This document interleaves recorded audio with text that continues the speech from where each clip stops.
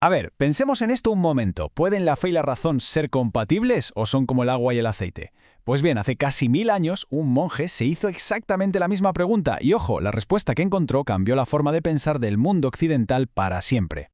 Seguro que alguna vez nos hemos encontrado en esa situación, intentando explicar con argumentos lógicos por qué creemos en algo.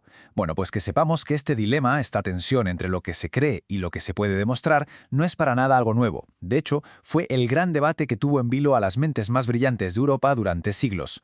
Vale, vamos a viajar en el tiempo. Nos plantamos en plena Edad Media europea. Aquí, la fe lo era todo. Marcaba el día a día, la cultura, la política, todo. Pero de repente empieza a surgir una nueva corriente, una forma de pensar que dice, oye, ¿y si usamos la lógica? ¿Y si observamos el mundo para entenderlo?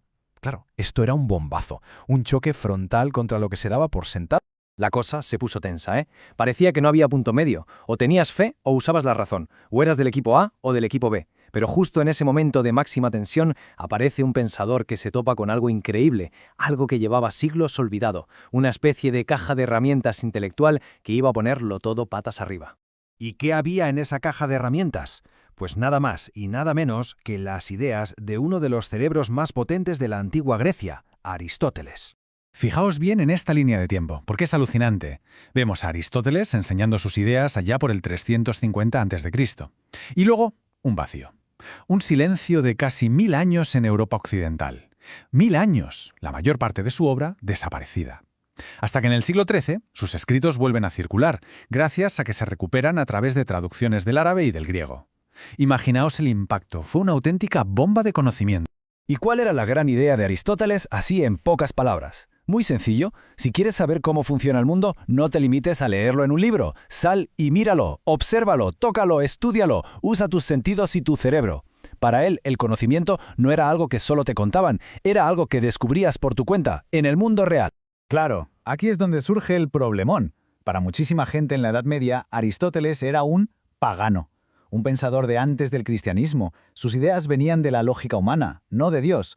Así que la pregunta era inevitable. ¿Se podía mezclar esto con la fe cristiana? Parecía imposible, un verdadero choque de trenes. Y justo ahí, en medio de todo este lío, entra en escena nuestro protagonista, un monje con una mente brillante y un plan muy, muy audaz. Hablamos, por supuesto, de Tomás de Aquino. Nacido en Italia, monje dominico, un auténtico fuera de serie. Lo llamaban el doctor angélico por su intelecto brutal. Y su misión era revolucionaria, no quería elegir bando. Estaba convencido de que podía usar todas las herramientas, fe y razón, para encontrar la verdad. Vale, ¿y cómo lo hizo? ¿Cómo se le ocurrió tender ese puente entre dos mundos que parecían opuestos? Vamos a ver su jugada maestra. Lo primero que hizo Aquino fue poner las cartas sobre la mesa. Dijo, a ver, tenemos dos vías para conocer la verdad. Por un lado, la fe, el conocimiento que llega por revelación divina, el que está en los textos sagrados. Y por otro, la razón, el conocimiento que obtenemos usando la lógica y nuestros sentidos para estudiar el mundo físico. A simple vista parecen incompatibles, ¿no? Pero aquí es donde llega el golpe de genio de Aquino. Su razonamiento fue algo así como, un momento, pensemos, si Dios creó el universo con todas sus leyes naturales y también nos dio un cerebro capaz de razonar, ¿no sería absurdo que las dos cosas se contradijeran? Su conclusión fue que ambas, fe y razón, tienen que venir de la misma fuente. Por lo tanto, no pueden ser enemigas. Son, más bien, dos herramientas para llegar al mismo sitio, la verdad. A esta forma de trabajar, a este método de usar la razón para explorar y entender la fe, se le llamó escolástica. Y ojo, porque esto no fue una simple teoría. La escolástica se convirtió, por así decirlo, en el sistema operativo de las universidades que estaban surgiendo por toda Europa. Era un sistema súper riguroso que enseñaba a los estudiantes a argumentar, a debatir y a pensar de forma crítica. Muy bien, la teoría suena genial, pero ¿cómo se come esto en la práctica? Porque Aquino no se quedó ahí, se arremangó y usó su método para enfrentarse a las preguntas más importantes de todas. Su argumento más famoso son las 5 vías, y es un ejemplo perfecto de su método.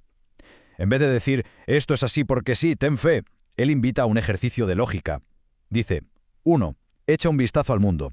Verás que las cosas se mueven, que cada efecto tiene una causa. Piensa en una fila de fichas de dominó. Una cae porque la anterior la ha empujado. 2. Ahora sigue esa cadena de causas hacia atrás. Pregúntate, ¿y la ficha anterior? ¿Y la anterior? Y así todo el rato. 3. Llega un punto en el que, lógicamente, tienes que llegar al principio. Tiene que haber una causa original, un primer motor que empezó todo el movimiento sin ser movido por nada. Bueno, pues a esa conclusión a la que llegamos usando la pura lógica, dice Aquino, es a lo que llamamos Dios. Y no se quedó ahí. Otra de sus ideas potentes es la de la ley natural. Aquino decía que en el fondo no necesitas un libro sagrado para saber que, por ejemplo, matar está mal. Sostenía que todos los seres humanos llevamos una especie de brújula moral de serie, que simplemente usando la razón, cualquiera de cualquier cultura puede llegar a un principio básico: haz el bien y evita el mal, como un código moral universal que todos compartimos. Vale, todo esto está muy bien, pero pasó hace 800 años. ¿Qué tiene que ver con nosotros hoy? Pues muchísimo más de lo que parece. Porque ese puente que construyó Tomás de Aquino sigue en pie, y sus efectos los vemos todos los días. ¿Por dónde empezamos a ver su legado? Pues por este número, el 7. ¿Qué significa? Eran las 7 artes liberales: lógica, geometría, retórica, las asignaturas clave en la educación superior de la época. Y fue el método escolástico el que les dio la estructura y la importancia que tuvieron. Y es que ese sistema, ese enfoque en la lógica, en el debate, en analizar las cosas a fondo, es la semilla de la universidad moderna. La idea de tener una formación general, de aprender a pensar de forma crítica antes de meterte de lleno en una especialidad, todo eso viene directamente de ahí. Los cimientos de nuestras universidades se pusieron en esa época y con esas ideas. Y hay más, y esto es súper importante. Al decir, que usar la razón y observar la naturaleza es una forma legítima de buscar la verdad, Tomás de Aquino, sin pretenderlo, estaba preparando el terreno para algo que tardaría siglos en llegar: el método científico. Abrió la puerta a que la ciencia y la investigación del mundo físico no se vieran como algo opuesto a la fe, sino como otra forma de entender la creación. Esta frase es el resumen perfecto de todo su pensamiento. Para él, no había un muro infranqueable entre, digamos, un laboratorio y una iglesia, entre lo que podías pensar y lo que podías creer. Eran simplemente dos herramientas distintas para explorar una misma y única realidad. Y con esto llegamos al final, pero la conversación en realidad no ha hecho más que empezar.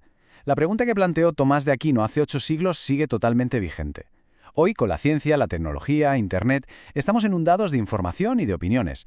Así que la pregunta vuelve a nosotros. ¿Dónde ponemos la línea? ¿Dónde acaba lo que podemos demostrar y empieza lo que simplemente creemos? Su trabajo no nos da una respuesta fácil, pero sí que nos da las herramientas para seguir haciéndonos la pregunta.